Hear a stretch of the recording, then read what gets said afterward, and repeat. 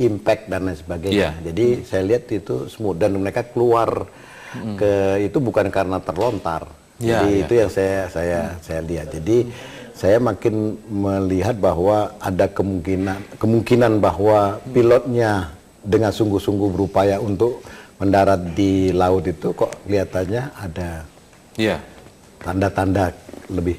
Ini memang sambil kita gambarkan, kita coba terjemahkan apa yang Pak Yusman kemarin ini. Tapi sekali lagi kami informasikan kepada pemirsa, ini bukan gambaran yang terjadi saat itu, bukan gambaran yang terjadi saat itu, tetapi ini adalah dugaan-dugaan yang sifatnya masih spekulatif.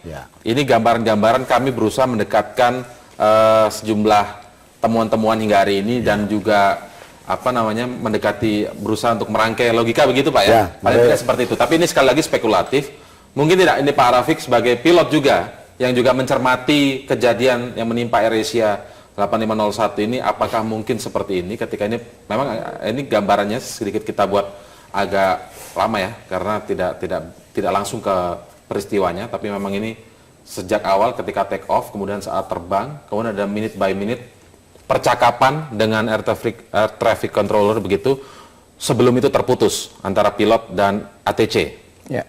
Ini ada menit per menitnya. Pada pukul 6.12 pilot mengontak menara pengawas. Ini higher Cuplikannya paling tidak seperti ini.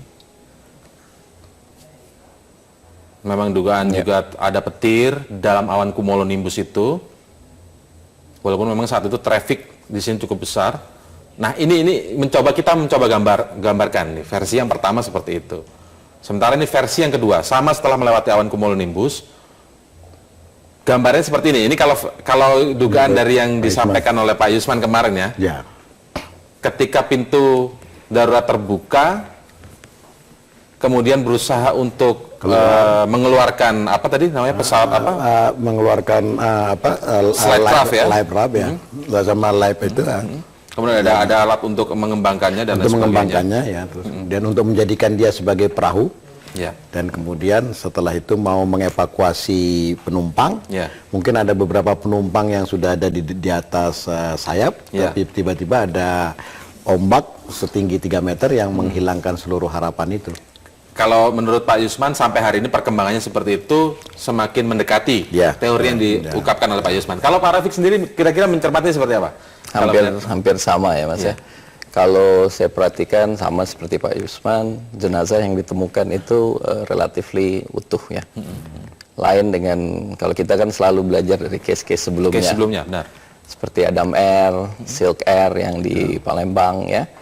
Itu jelas itu sudah terbukti, sudah selesai investigasinya, pesawat itu meledak di udara. Dan hanya sedikit sekali sisa-sisa dari tubuh manusia yang ketemu secara utuh. Oke, tapi memang sampai saat ini memang masih 7 ya yang diketemukan dan 2 yang sudah dibawa ke Surabaya, Jawa Timur untuk proses identifikasi sebenarnya. Nah, tapi kalau kita lihat sementara ini ada kemungkinan memang tidak hancur di udara ya? Ya, tidak ada. Kemungkinan tidak hancur di udara. Jadi tidak ada suatu jejak dari temuan itu yang mengatakan bahwa ada hancur di udara. Serpihan tidak banyak. Dan kemudian ada suatu gambar yang mengatakan bahwa melihatkan bahwa badannya pesawat terbang utuh. Terus kemudian yang keluar pertama emergency exit, kemudian peralatan yang kalau dipompa menjadi perahu, dan kemudian ada botol oksigen yang katanya, tapi ternyata kalau menurut pendapat saya itu semacam untuk malah membuat dia seperti pompa untuk mengembangkan perahu darurat. Terus kemudian seluruh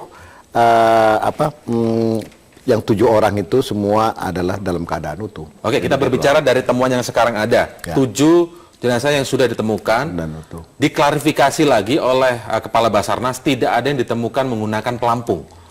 Kalau misalnya kondisi teorinya seperti yang disampaikan Pak Yusman kemarin, misalnya ingin mencoba sudah didaratkan ke perairan seperti itu, lalu berusaha untuk melakukan evakuasi darurat, artinya apakah secara standarnya memang harus sudah pilot pasti akan menginformasikan kepada penumpang untuk menggunakan live vest begitu?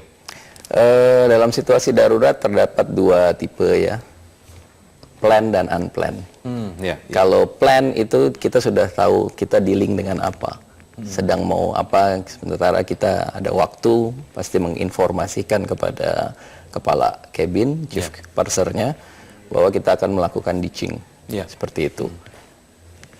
Mereka pasti sudah tahu dengan prosedurnya, mereka akan menginformasikan ke penumpang, pakai pelampung Anda, jangan dikembangkan sebelum meninggalkan pesawat, dan seterusnya. Itu plan.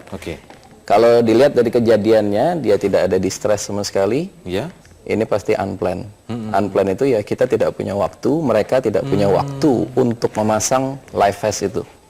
Artinya walaupun tidak ditemukan dari 7 paling tidak ya, artinya walaupun tidak ditemukan satupun jenazah yang menggunakan live vest itu, bukan berarti juga menggagalkan apa yang teori yang disampaikan Pak Yusman tadi ya. Bisa jadi karena kondisi yang unplanned tadi sehingga tidak sempat ada arahan dari pilot untuk menggunakan live vest, begitu ya Pak Yusman ya. Kira-kira baik. Jadi,